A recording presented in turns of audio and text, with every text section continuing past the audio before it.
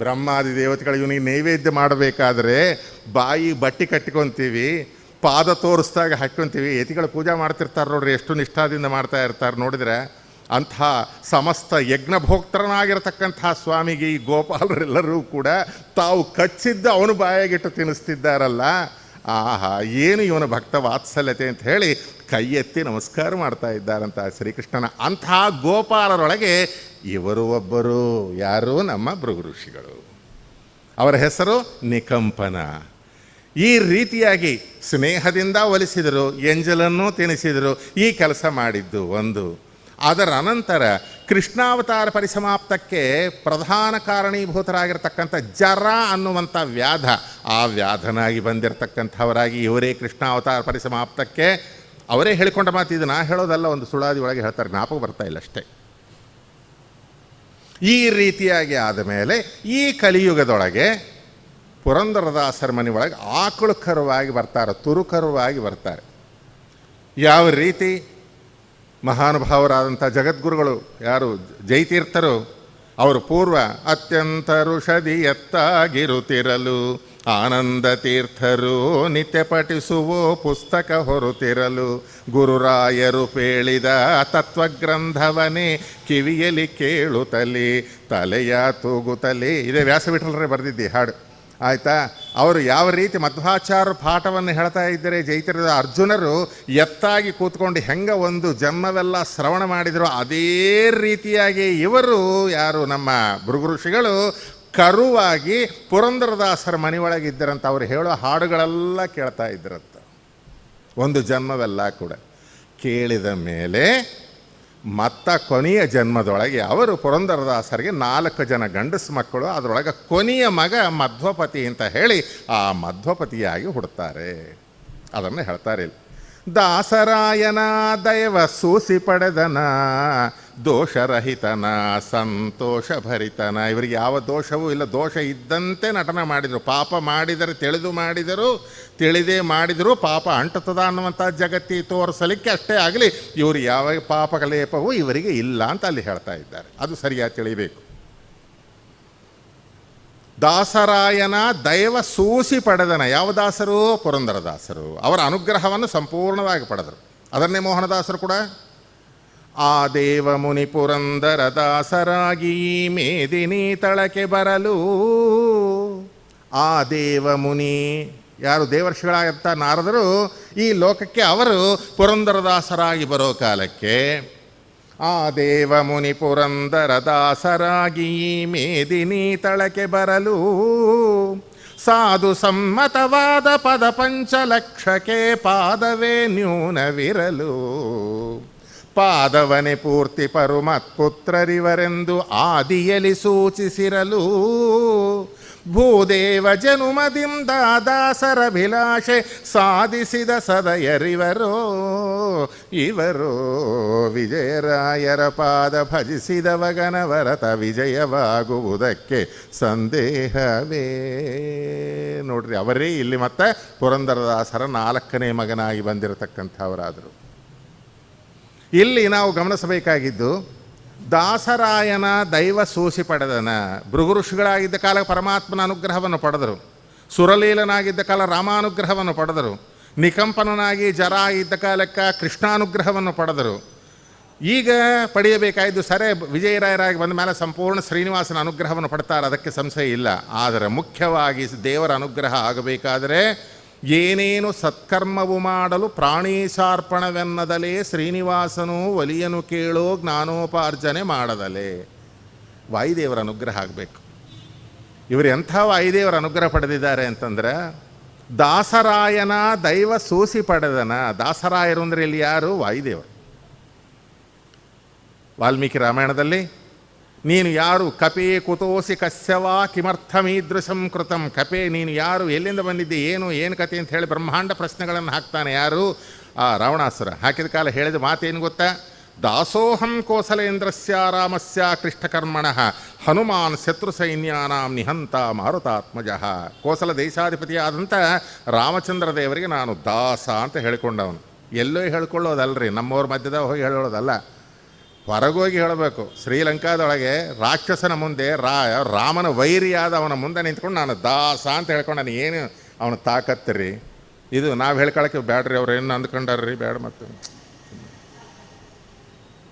ಏನು ಆತ್ಮಾಭಿಮಾನನ ನಾವು ಕಳ್ಕೊಳ್ಬೇಕಾ? ನಾವು ಭಾರತೀಯರು ಅನ್ನುವಂಥದ್ದು ಇರಬೇಕ್ರಿ. ನೋಡ್ರಿ ಹೆಂಗೆ ಹೇಳಿಕೊಂಡಿರ್ತಕ್ಕಂಥವನಾಗಿದ್ದು, ನಾನು ಕೋಸಲ ದೇಶಾಧಿಪತಿಯಾದಂಥ ರಾಮಚಂದ್ರ ದೇವರ ದಾಸ. ಎಂಥ ವಿವೇಕ ಹನುಮಂತ ದೇವರಿಂದ ನಾವು ಕಲಿಯಬೇಕು. ಅದೇ ಅಮ್ಮನವರ ಹತ್ರ ಬರ್ತಾನೆ ಅಶೋಕವನದೊಳಗೆ ಸಿಂಸಪಾ ವೃಕ್ಷದ ಕೆಳಗೆ. ಯಾರಪ್ಪ ನೀನು ಅಂತ ಕೇಳಿದ ಕಾಲ, ವಾನರೋಹಂ ಮಹಾಭಾಗೇ ದೂತೋ ರಾಮಸ್ಯ ಧೀಮತಃ ರಾಮನಾಮಾಂಕಿತಂ ಚೇದಂ ಪಶ್ಯದಿ ವ್ಯಂಗುಳೀಯಕಂ ಅಂತಾನೆ. ನಾನು ವಾನರ, ಒಬ್ಬ ಕೋತಿ ಅಂತ ಹೇಳ್ಕೊಂಡಿದ್ದಾನೆ. ಯಾರ ಹತ್ರ? ಸೀತಾಮ್ಮನ ಹತ್ರ. ದೂತೋ ರಾಮಸ್ಯ ಧೀಮತಃ, ರಾಮಚಂದ್ರ ದೇವರಿಗೆ ನಾನು ದೂತ ಅಂತ ಹೇಳ್ಕೊಳ್ತಾನೆ. ಮತ್ತು ಅದೇ ರಾವಣಾಸರನ ಹತ್ರ ನೀನು ಯಾವರು ಅಂತ ಕೇಳಿದ ನಾನೊಬ್ಬ ಕೋತಿ ಅಂತ ಹೇಳ್ಕೋಬೋದಲ್ಲ. ಆತ್ಮಾಭಿಮಾನ ಯಾವಾಗೂ ಕೂಡ ಕೆಡಿಸ್ಕೊಳ್ಬಾರ್ದು.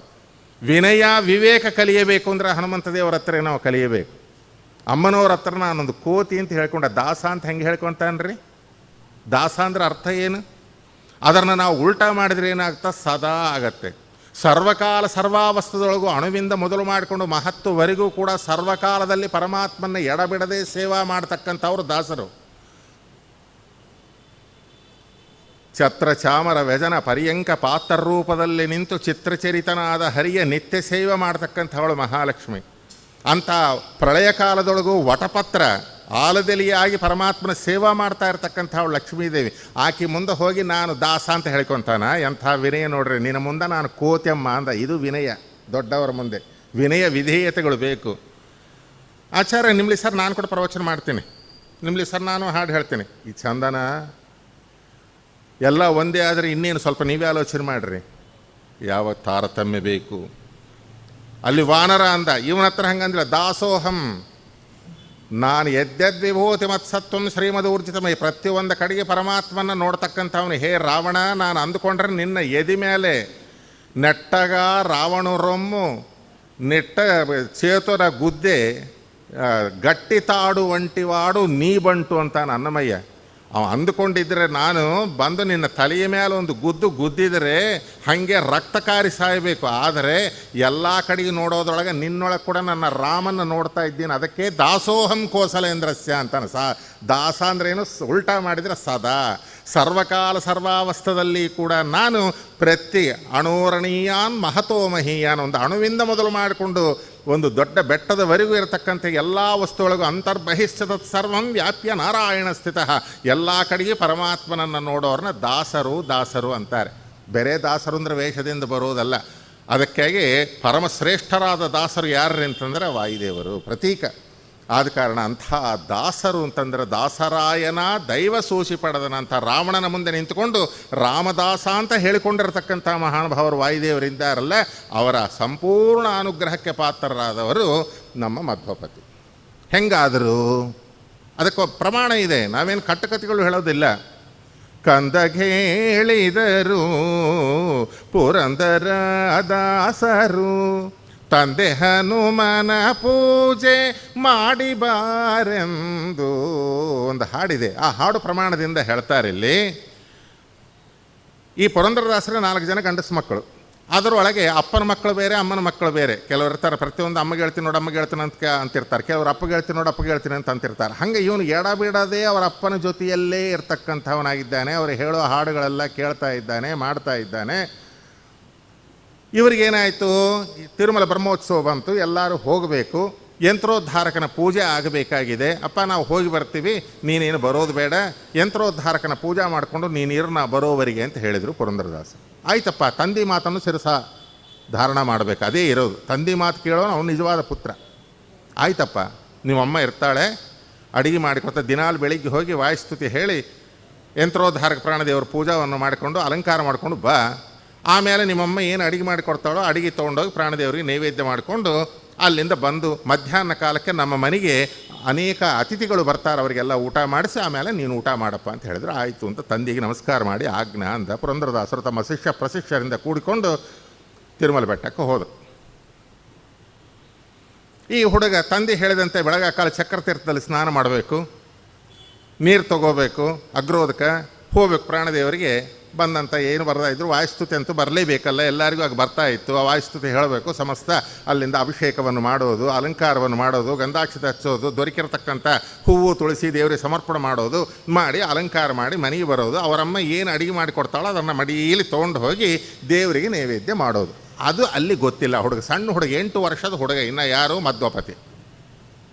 ದಿನಾಲು ಅವರ ಅಪ್ಪ ಪೂಜೆ ಮಾಡೋದು, ಪುರಂದರದಾಸರು ಪೂಜೆ ಮಾಡೋದು ನೋಡ್ತಾ ಇದ್ದ, ಅಭಿಷೇಕ ಮಾಡೋದು, ಅಲಂಕಾರ ಮಾಡೋದು ಇವೆಲ್ಲ ನೋಡ್ತಾ ಇದ್ದ. ಅದೇ ರೀತಿಯಾಗಿ ಮಾಡಿದ. ನೈವೇದ್ಯ ಮಾಡೋಕ್ಕೆಲ್ಲ ಪರದ ಅಡ್ಡ ಹಾಕ್ಕೊಂಡು ಮಾಡ್ತಾ ಇದ್ರಲ್ಲ, ಒಳಗೆ ಏನು ಮಾಡ್ತಿದ್ರು ಏನೋ ಪಾಪ ಗೊತ್ತಿಲ್ಲ. ನೈವೇದ್ಯ ಅಂದರೆ ಉಣಿಸೋದೇ ಅಲ್ಲ ಅಂದ್ಕೊಂಡೆ ಈ ಹುಡುಗ.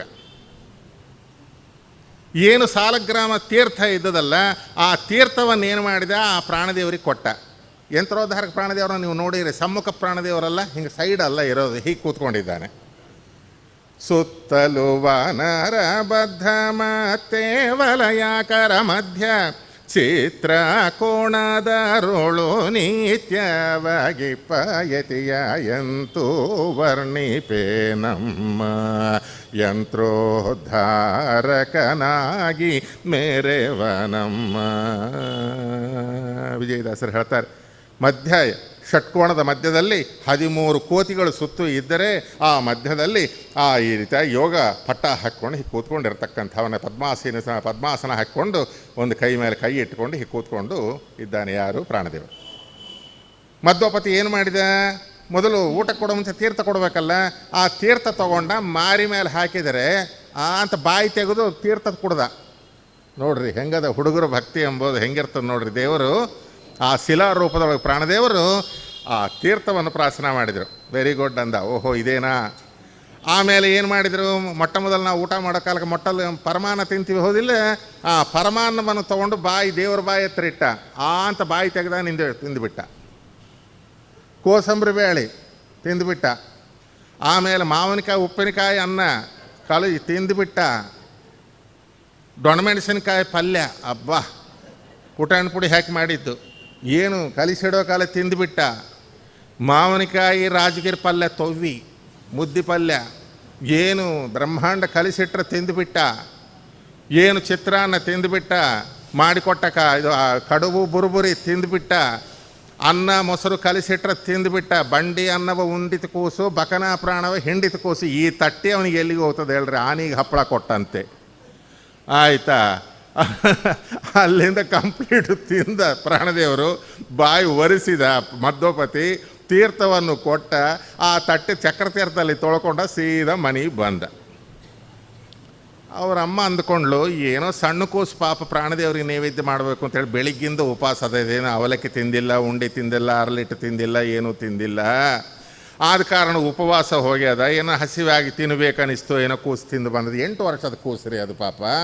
ಅದಕ್ಕೆ ತಿಂದು ಬಂದದ, ಏನು ಕೇಳೋದು ಬೇಡ ಅಂತ ಸುಮ್ಮನೆ ಆಗ್ಬಿಟ್ಲ ಅವರಮ್ಮ. ಹಿಂಗೆ ಒಂದು ದಿವಸ ಅಲ್ಲ, ಪ್ರತಿ ದಿವಸ ಪುರಂದರದಾಸರು ಬ್ರಹ್ಮೋತ್ಸವ ಮುಗಿಸ್ಕೊಂಡು ಬಂದರು. ಏನಪ್ಪ ಮಾಡ್ಕೊಂಡು ಬಂದೇನೋ, ಪೂಜೆ ಮಾಡ್ಕೊಂಡು ಬಂದೆ. ಸರಿ, ಎಲ್ಲರೂ ಕೂತಿದ್ದಾರೆ, ಅಡಿಗೆ ಆಗ್ಯದ, ನೈವೇದ್ಯ ಮನೆಯೊಳಗೆ ಮಾಡಿದ್ರು. ಏನು ಈ ನೀವು ಪುರಂದರದಾಸರ ಮಂಟಪ ನೋಡ್ತೀರಲ್ಲ, ಆ ಮಂಟಪದೊಳಗೆ ನಡೆದಿದ್ದು ಅಲ್ಲಿ ನಡೀತು. ಎಲ್ಲರೂ ಕೂತಿದ್ದಾರೆ. ಮಧ್ಯದೊಳಗೆ ಏನು ಮಾಡಿದ್ರು ಪುರಂದರದಾಸರು, ಮಧ್ವಪತಿ ಎಲ್ಲಿಪ್ಪ ಮಾರುತಿರಾಯನ ಪ್ರಸಾದವನ್ನು ತಂದು ಬಡಿಸು ಮಧ್ಯದೊಳಗೆ ಅಂದ್ರೆ. ನಾವು ಮಧ್ಯದೊಳಗೆ ಪಂಚಾಮೃತ ಹಾಕು ಅಂತ ಕೇಳ್ತೀವಲ್ಲ, ಹಂಗೆ ಆ ಪ್ರಾಣದೇವರ ಪ್ರಸಾದವನ್ನು ತೊಗೊಂಡು ಬಂದು ಬಡಿಸು ಅಂತ ಹೇಳಿದರು. ಏನಪ್ಪ ನೀನು ಹಂಗಂತಿದ್ದಿ, ಯಾ ಮಾರುತಿರಾಯ ಯಾ ಪ್ರಸಾದ ಏನು ಕತೆ, ಅಸಲು ತಟ್ಟಿ ಬಳಕೊಂಡು ತಿಂತಿದ್ದಾನಪ್ಪ, ಇನ್ನು ತಟ್ಟಿ ಕೂಡ ಮಾಡಿಸಿ ಹಪ್ಪಳದಂತೆ ಬಾಯಿಗೆ ಇಟ್ಕೊಂಡಿಲ್ಲ, ಅದಕ್ಕೆ ಸಂತೋಷ ಪಡಬೇಕು ಅಂದ್ರೆ. ಪುರಂದರದಾಸರಿಗೆ ಗೊತ್ತು, ಇಂಥ ನಿಜವಾಗಿ ಅದೇ ಇಂಥ ಮಕ್ಕಳು ಬೇಕ್ರಿ. ಅಯ್ಯೋ ಕರ್ಮ, ಪೂಜೆ ಮಾಡ್ಕೊಂಡು ಬಂದರೆ ದಿನಾಲು ಯಾಕಪ್ಪ, ಗುರುವಾರ ಮಾಡಿದ್ರಾಯ್ತು, ಸೋಮವಾರ ಮಾಡಿದ್ರಾಯ್ತು, ಹಿಂಗಂತಾವ ಈಗಿನ ಮಕ್ಕಳು. ಏನು ಮಾಡಬೇಕು ಆಯಿತಾ. ಆದರೆ ಪುರಂದರದಾಸರು ಏನು ಮಾಡಿದ್ರು, ಅಲ್ಲೋ ಕಲ್ಲು ದೇವರೇನು ತಿಂಬೋದೇನೋ ಅಂತ ಹೇಳಂದ್ರು. ಅಂಬೋಕಾಲ ಕೂತವರೆಲ್ಲ ಗಟ್ಟ ನಕ್ಕರು. ಹುಡುಗನಿಗೆ ಸಣ್ಣ ಮಗುವಲ್ಲ, ಲಾಲಯೇತ್ ಪಂಚವರ್ಷಾಣಿ ದಶವರ್ಷಾಣಿ ತಾಡೆಯ ಷೋಡಶೇ ಪುತ್ರಂ ಮಿತ್ರಂ ವದ. ಮಕ್ಕಳನ್ನು ಯಾವಾಗೂ ಬೇಯಬಾರದು. 10 ಮಂದಿ ಒಳಗೆ ಮೊದ್ದು ಬಾರಿ ಹೋಗ್ತಾರೆ ಹುಡುಗರು. ಅವ್ರನ್ನ ಯಾವಾಗೂ ನಾವು ಅವಹೇಳನ ಮಾಡಬಾರ್ದು. ಎಲ್ಲರೂ ನಕ್ಕರು. ಕಲ್ಲು ದೇವರೇನೋ ತಿಂಬೋದೇನೋ ಅಂತ ಅಂಬೋ ಕಾಲಕ್ಕೆ ಎಲ್ಲರೂ ನಗೋ ಕಾಲ ಇವನಿಗೆ ತಲೆ ಕೆಳಗೆ ಹಾಕ್ಯಂಬ ಹೊತ್ತು ಬಂತು. ಒಂದಿನಲ್ಲ 2 ದಿವಸ ಅಲ್ಲ, ದಿನಾಲೂ ತಿಂದಾನೆ. ಇವತ್ತು ಎಲ್ಲರ ಮಧ್ಯದೊಳಗೆ ನನ್ನ ಈ ರೀತಿಯಾಗಿ ಮಾನ ಕೆಡಿಸೋದ. ಅಪ್ಪ ನಾಳೆ ಬಾಪ ನಿನ್ನೆದುರಿಗೆ ತಿನ್ನಿಸ್ತೀನಿ ಅಂತ. ಆಯಿತು, ಅದೇ ಬೇಕು ಅಂದರು. ಮರುದಿವ್ಸ ಬೆಳಗಾಯಿತು. ಯಥಾ ಪ್ರಕಾರ ಮಧ್ವಪತಿ ಹೋದ, ಅಭಿಷೇಕ ಮಾಡಿದ, ಅಲಂಕಾರ ಮಾಡಿದ, ಗಂಧ ಪುಷ್ಪಾಕ್ಷಾದಿಗೆಲ್ಲ ಸಮರ್ಪಣೆ ಮಾಡಿದ, ಮನೆಗೆ ಬಂದ. ಅವರಮ್ಮ ಅಡಿಗೆ ಮಾಡಿ ಕೊಟ್ಟಿದ್ದೆ ಯಥಾ ಪ್ರಕಾರ ತೊಗೊಂಡ. ಅಪ್ಪ ಬಾಪ ಹೋಗೋಣ ಅಂದ. ನಡಿಯೋ ಹೋಗೋಣ ನಡಿ.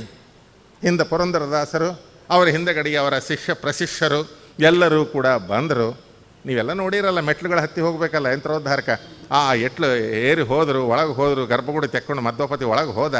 ಹೋಗಿಬಿಟ್ಟು ನೋಡಪ್ಪ ತಿನ್ನಿಸ್ತೀನಿ ನೋಡಿ, ಬಾ ಇದು ಕೊಡ್ತೀನಿ ನೋಡು, ಯಾವುದು ತೀರ್ಥ ಕೊಡ್ತೀನಿ ನೋಡು ಅಂತ ಹೇಳಿ ತೀರ್ಥ ಕೊಳ್ಳಕ್ಕೆ ಹೋತಾನೆ. ದೇವರು ಏನು ಬೆಲ್ಲ ಹೊಡೆದ ಕಲ್ಲು,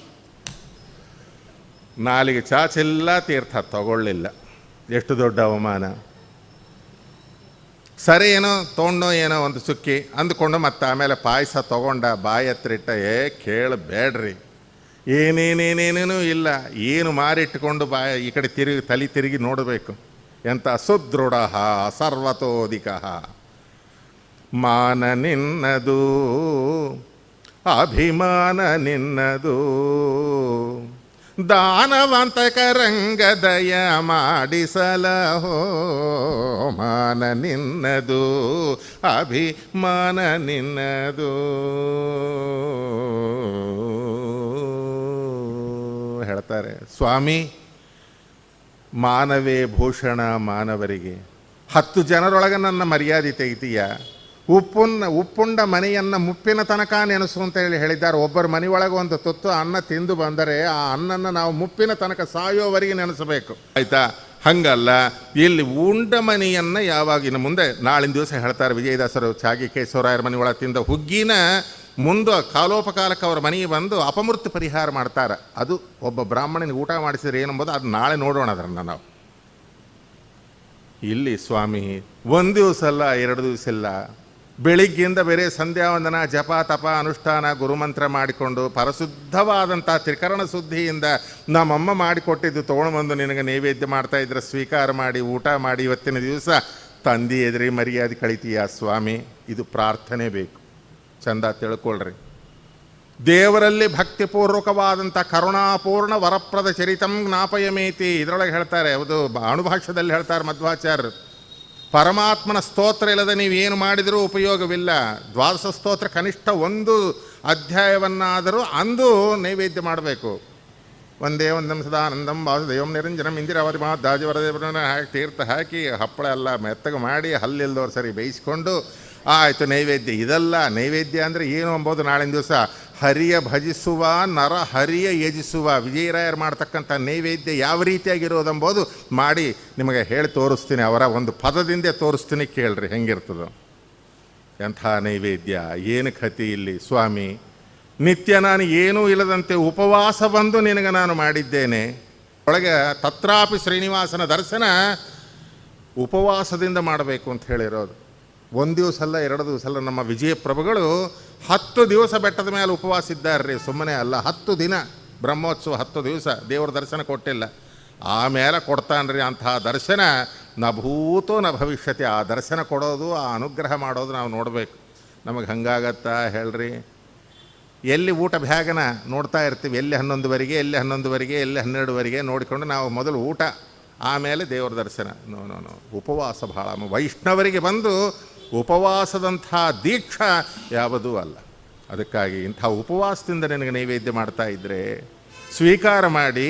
ಇವತ್ತಿನ ದಿವಸ ನನ್ನ ತಂದೆ, ಬೇರೆ ತಂದೆ ಒಂದೇ ಅಲ್ಲ, ಇನ್ನೂ ಅವರ ಶಿಷ್ಯ ಪ್ರಶಿಷ್ಯರೆಲ್ಲ ನಿಂತುಕೊಂಡಿದ್ದಾರೆ. ಅವರ ಎದುರಿಗೆ ನನ್ನ ಮಾನ ತೆಗಿತೀಯ ಸ್ವಾಮಿ.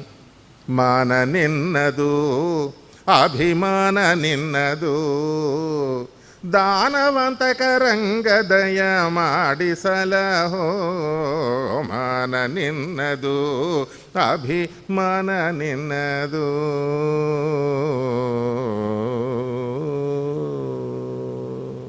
ಹಂಗ ಇವತ್ತು ನನಗಾಗೋ ಅವಮಾನ ನನಗಲ್ಲ ಸ್ವಾಮಿ, ನಿನಗ ಅಂತಾರೆ. ಒಬ್ಬ ಮಗನ್ನ ತೊಡಿ ಮೇಲೆ ಕೂಡಿಸಿಟ್ಟುಕೊಂಡು ತಂದೆ ಕೂತಿರ್ತಾನೆ. ಯಾರೋ ಪರ ವ್ಯಕ್ತಿ ಬಂದು ಆ ಹುಡುಗನ್ನ ಆ ಚೆಂಪಿ ಈ ಚೆಂಪಿ ಚಡಾಬಡ ಹೊಡಿತಾನೆ. ಆ ಅವಮಾನ ಕೂಸಿಗೋ ತಂದಿಗೋ. ಆದ ಕಾರಣ ನನಗಲ್ಲ ಸ್ವಾಮಿ, ನಿನಗ. ನೋಡ್ರಿ ಹಿಂಗೆ ದೇವರನ್ನ ಭಜಿಸೋ ವಿಧಾನ ಯಾವ ರೀತಿಯಾಗಿದೆ ನೋಡ್ರಿ.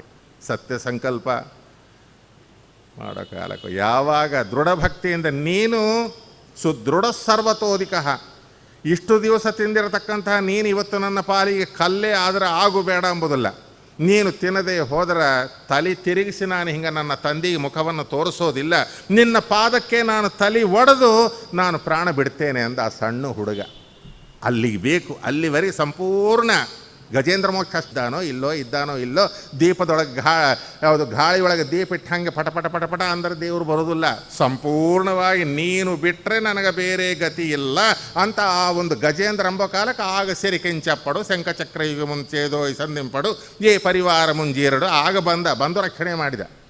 ಹಂಗೆ ಇಲ್ಲಿ ಕೂಡ ಇನ್ನು ಪೂರ್ತಿ ನಾನು ನಿನಗೆ ಸರೆಂಡರ್ ಆಗಿದ್ದೇನೆ, ನೀನು ನನ್ನ ಮರ್ಯಾದೆ ಕಾಪಾಡದೇ ಇದ್ದರೆ ಈ ಒಂದು ಯಾವತ್ತಕ್ಕೆ ಶಿಲಾಕ್ಕೆ ನಾನು ತಲೆ ಒಡ್ಕೊಂಡು ಸಾಯ್ತೀನಿ ಎಂಬ ಕಾಲಕ್ಕೆ ಪರಮಾತ್ಮ ಮೆಚ್ಚಿದ, ಬಾಯಿ ತೆಗೆದ. ಯಥಾ ಪ್ರಕಾರವಾಗಿ ದಿನಾಲಿ ಏನು ಊಟ ಮಾಡ್ತಾ ಇದ್ದರೋ ಅಷ್ಟು ಊಟವನ್ನು ಮಾಡಿದ. ನೋಡಿದ, ನಿನ್ನಂಥ ಮಗನನ್ನು ಪಡೆದಿದ್ದಕ್ಕೆ ನಿಜವಾದಂಥ ಇವತ್ತು ನನಗೆ ಪುತ್ರೋತ್ಸವ ಅಂದರೆ ಪುರಂದರದಾಸರು. ನೋಡಿದ್ರ, ತಂದೆ ಆಗಲಿ ಗುರುಗಳಾಗಲಿ ಮೆಚ್ಚಿಕೊಳ್ಬೇಕು, ಆಶೀರ್ವಾದ ಮಾಡಬೇಕಾದ ಕೆಲಸ ಇಲ್ಲರಿ. ಗುರುಗಳು ತಂದೆ ಮೆಚ್ಚಿದರೆ ಏನಾಗ್ತದೆ ಗೊತ್ತಾ? ಎಷ್ಟು ಸಾರಿ ವಿಶ್ವಾಮಿತ್ರರು ಯಜ್ಞ ಮಾಡಬೇಕು ಅಂತ ಅಂದ್ಕೊಂಡ್ರು, ಯಜ್ಞವನ್ನು ಹೂಡಿಕೊಂಡ್ರು. 6 ದಿವಸ ಯಜ್ಞ ಬೇಷ್ ನಡೆಯುತ್ತೆ. 7ನೇ ದಿವಸ ಈ ದುಷ್ಟ ಮಾರೀಚ, ತಾಟಕ, ಸುಬಾಹು ಇವರು ಬಂದು ಹಾಳು ಮಾಡ್ತಾ ಇದ್ದಾರೆ. ಇವತ್ತು ರಾಮದೇವರು ಬಂದರು, ಪೂರ್ತಿ ಮಾಡಿದರು. ಮಾಡೋ ಕಾಲಕ್ಕೆ ಸಂತೋಷ ಆಯಿತು. ಇಂಥ ಗದ್ದಿ ಮೇಲೆ ಕೂತ್ಕೊಂಡಿದ್ದಾರೆ ಯಾರು? ವಿಶ್ವಾಮಿತ್ರರು. ರಾಮಲಕ್ಷ್ಮಣರಿಬ್ಬರು ಕೆಳಗೆ ಕೂತ್ಕೊಂಡಿದ್ದಾರೆ. ಇನ್ನು ಆಯಿತು, ಬಂದು 10 ದಿವಸ ಆಯಿತು, ಇನ್ನು ಅಯೋಧ್ಯಕ್ಕೆ ಕೊಟ್ಟು ಕಳಿಸ್ತಾರಲ್ಲ ಅಂತ ಪಾಪ ಅಣ್ಣ ತಮ್ಮಂದ್ರಿಬ್ಬರು ಮಾರಿ ನೋಡ್ಕೊಳ್ತಾ ಇದ್ದಾರೆ. ಹಿಂಗೆ ಕೂತ್ಕೊಂಡು, ಆಹಾ, ಏನು ಜಗದೊಡೆಯನಾಗಿರ್ತಕ್ಕಂಥ ಪರಮಾತ್ಮ ನನ್ನ ಮುಂದೆ ಎಷ್ಟು ವಿನಯದಿಂದ ಕೂತಾನೆ. ಅನುಗ್ರಹಾರ್ಥಂ ಸ ಋಷೇರವಾಪ ತಾತ್ಪರ್ಯದಲ್ಲಿ ಬರೀತಾರೆ ಮಧ್ವಾಚಾರ್ಯರು. ಅನುಗ್ರಹ ಮಾಡಲಿಕ್ಕೆ ಬಂದಂತಹ ಜಗದೊಡೆಯನಾದಂತಹ ಪರಮಾತ್ಮ ಮುಂದೆ ಕೂತ್ಕೊಂಡಿದ್ದಾನೆ. ಸಾಕ್ಷಾತ್ ಜಗದ್ಭರಿತನಾಗಿರ್ತಕ್ಕಂಥ ಆದಿಶೇಷ ದೇವರು ಬಗಲಿಗೆ ಕೂತ್ಕೊಂಡಿದ್ದಾರೆ. ಆಹಾ, ಏನು ನಾನು ಧನ್ಯ ಅಂದುಕೊಂಡು ಒಂದು ಸಾರಿ ಕಣ್ಣು ತೆಗೆದರು. ಕೃತಾರ್ಥೋಸ್ಮಿ ಮಹಾಬಾಹೋ ಕುರು ಗುರು ವಚಸ್ತ್ವಯ. ಹೇ ರಾಮಚಂದ್ರ, ಇವತ್ತು ನಾನು ನಿಜವಾಗಿ ಕೃತಾರ್ಥನಾಗಿದ್ದೇನಯ್ಯ ಅಂತ ಕೈ ಎದಿ ಮೇಲೆ ಇಟ್ಟುಕೊಂಡು, ಅಬ್ಬಾ ಧನ್ಯ. 10 ಸಾರಿ ಫೇಲ್ ಆಗಿರ್ತಾನೆ ಹುಡುಗ, 10th ಕ್ಲಾಸ್. 11ನೇ ಸಾರಿ ಪಾಸ್ ಆದರೆ ಅವನೇನಂತ, ಅಬ್ಬಾ ಗೆದ್ದರಿ ಹಾ ಅಂತಾನ. 10 ವರ್ಷದಿಂದ ಅಂತಾನ ಇಲ್ಲ. ಆ ರೀತಿಯಾಗಿ ಇಲ್ಲಿ ವಿಶ್ವಾಮಿತ್ರ ಕೃತಾರ್ಥೋಸ್ಮಿ ಮಹಾಬಾಹು ಕುರು ಗುರು ವಚಸ್ತ್ವಯ. ರಾಮಚಂದ್ರ, ಎಷ್ಟೋ ಸಾರಿ ಇದು ಯಜ್ಞವನ್ನು ಪ್ರಾರಂಭ ಮಾಡ್ತೇನೆ, ಅದಕ್ಕೆ ವಿಘ್ನ ಬರ್ತಾ ಇದೆ. ಇವತ್ತಿನ ದಿವಸ ನನ್ನ ಯಜ್ಞ ಪೂರ್ತಿ ಆಯ್ತಪ್ಪ, ನಾನು ಕೃತಾರ್ಥನಾಗಿಬಿಟ್ಟೆ. ಸಂತೋಷ. ಅದಕ್ಕೆ ಉಂಡವನು ಹರಿಸುವುದು ಬೇಡ, ನೊಂದವನು ಶಪಿಸುವುದು ಬೇಡ ಅಂತ ಹೇಳಿ. ನೋಡ್ರಿ, ಅದರಿಂದ ಏನಾಯಿತು? ಸರಿ, ಏನನ್ನ ಅಂದ್ಕೊಳ್ರಿ, ನಮ್ಮನ್ನು ಮನೆಗೆ ಕಳಿಸ್ರಿ, ಯಾಕಂದ್ರೆ ನಿಮ್ಮ ಹತ್ರ ಇದ್ದೀವಿ. ದೊಡ್ಡವ್ರ ಸಹವಾಸ, ರಾತ್ರೆಲ್ಲ ಉಪವಾಸ. ಪಾಪ ಒಳ್ಳೆ ಕ್ಷತ್ರಿಯ ಕುಮಾರರು, ಮನೆ ಒಳಗೆ ಕೇಸರಿ ಹಾಲು, ಹಣ್ಣು ಹಂಪಲು, ಅದು ಇದು ಏನು ಬ್ರಹ್ಮಾಂಡ ಕೊಡ್ತಾ ಇದ್ಲು ಕೌಸಲ್ಯಾದೇವಿ. ಇಲ್ಲಿ ಏನದ? ಏನೂ ಇಲ್ಲ. 10 ದಿವಸದಿಂದ ಉಪವಾಸ ಇದ್ದಾರೆ. ಭ್ಯಾನ್ ಕಳಿಸ್ತಾರೇನೋ ಮನೆಗೆ ಅಂತ ಅಂದುಕೊಂಡ್ರೆ ಇಲ್ಲ, ಸುಮ್ಮನೆ ತಮ್ಮನ್ನು ತಾವು ಹಿಗ್ಗಿಕೊಂತ ಇದ್ದಾರೆ. ಸ್ವಲ್ಪ ಹೊತ್ತಿಗೇನಾಯಿತು, ಕೆಲವರು ಬಂದುಬಿಟ್ಟು ನಾವು ಹಿಂಗೆ ಮಿಥಿಲಾ ನಗರದಿಂದ ಬಂದಿದ್ದೇವೆ, ಜನಕ ಮಹಾರಾಜರು ಕೊಟ್ಟು ಕಳಿಸಿದ್ದಾರೆ, ಸ್ವಯಂವರ ಏರ್ಪಾಟು ಮಾಡಿದ್ದಾರೆ, ಒಂದು ಯಜ್ಞ ಮಾಡ್ತಾ ಇದ್ದಾರೆ, ಅದಕ್ಕೆ ನೀವು ಶಿಷ್ಯ ಪ್ರಶಿಷ್ಯರಿಂದ ಬರಬೇಕು ಅಂದರು. ಆಹಾ ಅಂದರು. ಹೇ ರಾಮ, ನೀವು ಅಯೋಧ್ಯೆಗೆಲ್ಲ ಹೋಗಬೇಕಾಗಿದ್ದು, ನನ್ನ ಸರಿಗೆ ಮಿಥಿಲಾಕ್ಕೆ ಬರ್ರಿ ಅಂದರು. ಮತ್ತು ಗುರುಗಳ ಮಾತು ತಿರಸ್ಕಾರ ಮಾಡೋಂಗಿಲ್ಲ. ಏನು ಮಾಡಬೇಕಲ್ಲಿ? ದಶರಥ ಮಹಾರಾಜ ಹೇಳಿ ಕಳಿಸಿದ್ದಾನೆ, ಅವರು ಮತ್ತೆ ರಿಲೀವಿಂಗ್ ಆರ್ಡ್ ಕೊಡೋವರೆಗೆ ಬರಬಾರ್ದು ನೀವು. ಯಾರು? ವಿಶ್ವಾಮಿತ್ರರು. ಮತ್ತು ನೀವು ತಿರುಗಿ ಹೋಗ್ರಿ ಅಯೋಧ್ಯಕ್ಕೆ ಅಂಬೋವರೆಗೆ, ಆಯ್ತಲ್ಲ ಯಜ್ಞ, ನಮ್ಮ ಊರಿಗೆ ನಾವು ಹೋಗ್ತೀವಿ ಅಂತ ನೀನು ಅನ್ನಬಾರ್ದು. ವಿಶ್ವಾಮಿತ್ರರು ಯಾವಾಗ ಮತ್ತೆ ನಿಮ್ಮನ್ನು ಕೊಟ್ಟು ಕಳಿಸ್ತಾರೋ ಆಗ ಬರಬೇಕು. ರಿಲೀವಿಂಗ್ ಆರ್ಡರ್ ಅಂತ ನಮಗೆ ಕೂಡ ಕೊಡ್ತಿರ್ತಾರೆ, ಹಂಗೆ ಕೊಡಬೇಕು. ಅಯ್ಯೋ, ಈಗೇನು ಮಾಡಿದರು? ಮಿಥಿಲಾಕ್ಕೆ ಹೋಗೋಣ ನಡಿ ಅಂದರು. ಏನು ಮಾಡ್ತಾರೆ ಪಾಪ, ಇಬ್ಬರು ಬಂದರು. ಶಿವಧನಸ್ಸು, ಇದನ್ನು ಯಾರು ಭಂಗಪಡಿಸ್ತಾರೋ ಅವರಿಗೆ ನನ್ನ ಮಗಳನ್ನು ಕೊಡ್ತೇನೆ ಅಂತಂದ. ಪ್ರತಿಯೊಬ್ಬರೂ ಬಂದರು. ಕೈಲಾಸ ಪರ್ವತನ್ನೇ ಎತ್ತಿ ಕುಣಿದಿರ್ತಕ್ಕಂಥ ನನಗೆ ಇದೊಂದು ದೊಡ್ಡ ಲೆಕ್ಕನ ಅಂದವನ. ಈ 20 ತಲೆ ಇದ್ದಂತೆ 20 ಕೈಗಳಿದ್ದವನು ರಾವಣಾಸುರ ಬಂದು ಎತ್ತಿದ, ಮೈ ಮೇಲೆ ಹಾಕ್ಕೊಂಡ, ಅವನು ಪರಾಭವಪಟ್ಟು ಹೋದ. ಇನ್ನು ಯಾರಿದು ವಿಲ್ಲ ಕೊಂಡ ಏನಿ ಮದಿ ತಲ್ಲಡ ಪಡಿ ಅಂತ ಬರೀತಾಳೆ ಮಲ್ಲ ರಾಮಾಯಣದಲ್ಲಿ. ಇದೇನು ಬೆಟ್ಟನ ಬಿಲ್ಲ ಅಂತ ಹೇಳಿ ಎಲ್ಲರೂ ಭಯಪಟ್ಟು ವಾಪಸ್ ಹೋಗ್ತಾರೆ. ಅಂಥ ಕಾಲ ವಿಶ್ವಾಮಿತ್ರರು ಸಂಜ್ಞೆ ಮಾಡ್ತಾರೆ. ಆ ಸಂಜ್ಞೆ ಮಾಡಿದ ಕಾಲಕ್ಕೆ ಸುಮ್ಮನೆ ಬಂದು ಅವಲೀಲವಾಗಿ ಒಂದು ಹೂವಿನ ಮಾಲೆಯನ್ನು ಹೆಂಗೆ ಆನೆ ಸೊಳ್ಳಿಂದ ಎತ್ತುತ್ತದೋ, ಯಾವ ರೀತಿ ಒಂದು ಕಬ್ಬು ಕೆಳಗೆ ಬಿದ್ದಿದ್ರೆ ಅದನ್ನು ಸುಲಭವಾಗಿ ಆನೆ ಎತ್ತುತ್ತದೋ, ಆ ರೀತಿಯಾಗಿ ಎತ್ತೋದೇ ತಡ, ಅದು ಫಳ ಫಳ ಫಳ ಫಳ ಮುರಿದು ಕೆಳಗೆ ಬಿತ್ತು. ಯಾರೋ ಇರ್ತಾರಲ್ಲಿ ಬಗಲಿಗೆ ಫ್ರೆಂಡ್ಸ್ ಇರ್ತಾರಲ್ಲ, ರಾಮ ರಾವಣನ ಕೈಲಾಗಿಲ್ಲ, ಇಷ್ಟು ಜನ ರಾಜಕುಮಾರರ ಕೈಲಾಗಿಲ್ಲ. ಇಂಥ ಬಿಲ್ಲನ್ನು ಹೆಂಗೆ ಮುರಿದಪ್ಪ ನೀನು ನೋಡಿದರೆ ಊಣಷೋಡಶ ವರ್ಷೇಶು, ಇನ್ನು ನಿನ್ನ ಮಾರಿ ಮೇಲೆ ಮೀಸಗಳು ಕೂಡ ಬಂದಿಲ್ಲ, 16 ವರ್ಷ ಪೂರ್ತಿ ಇಲ್ಲ, ಇನ್ನು 10th ಕ್ಲಾಸ್ ಎಕ್ಸಾಮ್ಸ್ ಕೂಡ ಆಗಿಲ್ಲ. 16 ವರ್ಷಕ್ಕೆ ಅಲ್ಲ 10th ಕ್ಲಾಸ್ ಬರೆಯೋದು. ಹಂಗಿರ್ತಾರೆ. 10th ಕ್ಲಾಸ್ ಹುಡುಗಿದ್ದಾಗ ಇದ್ದಾನೆ ರಾಮ. ಹೆಂಗೆ ಎತ್ತಿದೋ ಇದು ಅಂದರು. ಏನು ಉತ್ತರ ಕೊಡ್ತಾನೆ ಗೊತ್ತೇನ್ರಿ? ನನ್ನ ಬಲ ಅಲ್ಲ, ನಮ್ಮ ಗುರುಗಳನ್ನು ಸಂತೋಷಪಡಿಸಿ ಬಂದೀನಿ ನಾನು. ಯಾರನ್ನ? ವಿಶ್ವಾಮಿತ್ರರನ್ನು. ಅವರ ಸಂತೋಷವೇ ಗುರುಪ್ರಸಾದೋ ಬಲವಾನ್ ನ ತಸ್ಮಾತ್ ಬಲವತ್ತರಂ ಗುರುಪ್ರೀತಿಂ ವಿನಾಲೋಕೆ ಸಾಧನಾನಿ ವೃತೋಯತ. ಬ್ರಹ್ಮಸೂತ್ರ ಭಾಷ್ಯ ಮಧ್ವಾಚಾರ್ಯ ಮಾತಿದು. ಗುರುಪ್ರಸಾದ ಅಂದರೆ ಏನು? ಕೊಬ್ಬರಿ ಸಕ್ಕರೆ ಅಲ್ಲ, ಅನುಗ್ರಹ, ಆಶೀರ್ವಾದ. ಅವರ ಆಶೀರ್ವಾದದಿಂದ ನಾನು ಈ ಬಿಲ್ಲನ್ನು ನಾನು ಮುರಿದಿದ್ದೇನೆ ಅಂತ. ಅಂಥ ವಿನಯಶೀಲಿ ನೋಡ್ರಿ. ಗುರುಗಳ ಸೇವೆ, ಗುರುಗಳ ಆಶೀರ್ವಾದ. ತಲೆ ಮೇಲೆ 10 ರೂಪಾಯಿ ಕೊಟ್ಟು ಆಶೀರ್ವಾದ ಮಾಡ್ರಿ ಎಂಬುದು. ಧಾನ್ಯಂ ಧನಂ ಪಶುಂ ಬಹುಪುತ್ರಲ. 10 ರೂಪಾಯಿಗೆ ಬಿ ಕಾಂಪ್ಲೆಕ್ಸ್ ಟ್ಯಾಬ್ಲೆಟ್ ಬರಲ್ಲ. ಧಾನ್ಯಂ ಧನಂ ಪಶುಂ ಬಹುಪುತ್ರ ಲಾಭ ಹೇಳಬೇಕಾ? ಆಶೀರ್ವಾದ ಯಾಕೆ ಬೇಕ್ರಿ? ದೊಡ್ಡವರನ್ನು ಸಂತೋಷಪಡಿಸ್ರಿ ಸಾಕು. ಹಿರಿಯರನ್ನು ಸಂತೋಷಪಡಿಸಿದ್ರೆ ಮುಗಿದೋಯ್ತು, ಅದಕ್ಕಿಂತ ಬೇಕಾಗಿದ್ದಿಲ್ಲ. ಅದರೊಳಗೆ ತಾಯಿನ, ತಂದಿನ, ಗುರುಗಳನ್ನು. ಇಲ್ಲಿ ನೋಡ್ರಿ, ಪುರಂದರದಾಸರು ಏನು ಮಾಡಿದರು? ಆ ದೃಶ್ಯನ ನೋಡಿದರು. ನಾವು ಎಷ್ಟು ನೈವೇದ್ಯಗಳು ಮಾಡ್ತಿದ್ದೀವಿ, ಎಲ್ಲನ್ನ ಉಂಟಾ ಹೇಳ್ರಿ? ಅರೆ, ಪ್ರತ್ಯಕ್ಷವಾಗಿ ವಾಯುದೇವರಿಗೆ ತಿನ್ನಿಸೋದು ಏನು ಕಥೆ? ಇಂಥ ಮಗನನ್ನು ನಾನು ಪಡೆದಿದ್ದೇನಲ್ಲ. ಹಾಡು ರೂಪದೊಳಗಿದೆ. ಕಂದ ಕೇಳಿದರು ಪುರಂದರ ದಾಸರು, ತಂದೆ ಹನುಮನ ಪೂಜೆ ಮಾಡಿ ಬಾರೆಂದು. ಅದರೊಳಗೆ ಬರುತ್ತಿದ್ದು. ಈ ರೀತಿಯ ಮಾಡೋಕ್ಕಲ್ಲ. ಸಂತೋಷವಾಗೋಯ್ತು ಮಗು. ವಾಯುದೇವರು ಸಂಪೂರ್ಣ ಅನುಗ್ರಹ ನಿನಗೆ ಆಗಲಿ ಅಂತ ಹೇಳಿ ತಲೆ ಮೇಲೆ ಕೈ ಇಟ್ಟು ಆಶೀರ್ವಾದ ಮಾಡಿದರು. ಯಾರು? ನಾರದರು. ಪುರಂದರದಾಸರು ಮಾಡಿದರು. ವಾಯುದೇವರ ಅನುಗ್ರಹ ಸಂಪೂರ್ಣ ಆಗಿದೆ. ಆಗಲಿ ಅಲ್ಲ, ಆಗಿದೆ. ಅದನ್ನೇ ಇಲ್ಲಿ ದಾಸರಾಯನ ದೈವ ಸೂಸಿ ಪಡೆದನ, ದೋಷರಹಿತನ, ಸಂತೋಷ ಭರಿತನ. ಇದು ಒಂದು.